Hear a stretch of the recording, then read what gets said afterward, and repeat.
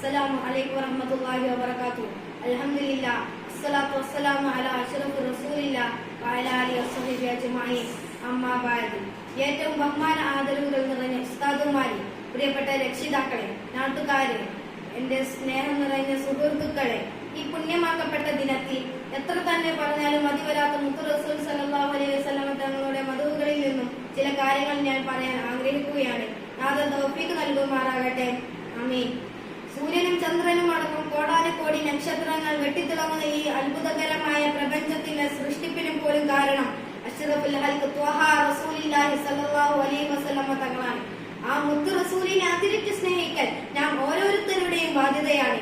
കാരണം എന്നെയും എന്റെ മുമ്പിലിരിക്കുന്ന നിങ്ങളെയും ലോകത്തുള്ള സർവ്വ ജീവജാലങ്ങളുടെയും സൃഷ്ടിപ്പിന് പോലും കാരണം ആ മുത്തു റസൂൽ സ്വല്ലല്ലാഹു അലൈഹി വസല്ലം തങ്ങളാണ്.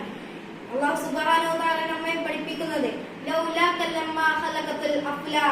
നബിയെ, അങ്ങ് ഇല്ലായിരുന്നുവെങ്കിൽ നാം ഈ ലോകത്തെ പോലും സൃഷ്ടിക്കില്ലായിരുന്നു എന്നാണ്. അവസാനം ലോകത്തോട് വിട പറയുന്ന സമയത്ത് പോലും ഉമ്മത്തി ഉമ്മത്തി എന്ന് മന്ത്രിച്ചു പറഞ്ഞ ആ മുത്തു റസൂലിനെ അതിരറ്റ് സ്നേഹിക്കൽ നാം ഓരോരുത്തരുടെയും ബാധ്യതയാണ്.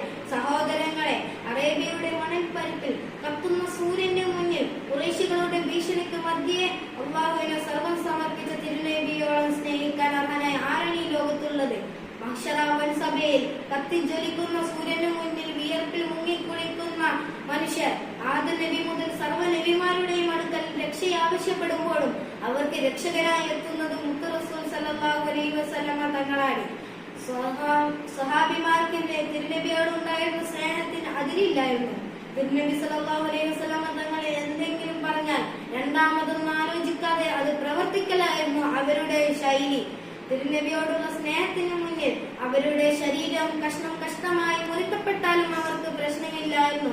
അവസാനം തിരുനബി സല്ലല്ലാഹു അലൈഹി വസല്ലം ലോകത്തോട് വിട പറയുന്ന സമയത്തെ സഹാബാക്കൾ അനുഭവിച്ച ദുഃഖം ലോകം കണ്ടതിൽ വെച്ച് ഏറ്റവും വേദനാജനകമായിരുന്നു.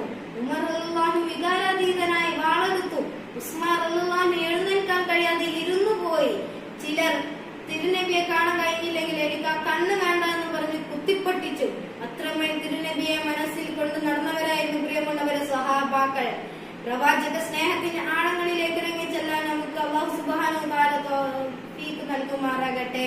ആമീൻ എന്ന് പറഞ്ഞുകൊണ്ട് ഞാൻ എന്റെ വാക്കുകൾ ഉപസംഹരിക്കട്ടെ. അൽഹംദുലില്ലാഹി റബ്ബിൽ ആലമീൻ. അസ്സലാമു അലൈക്കും വറഹ്മത്തുള്ളാഹി വബറകാതുഹു.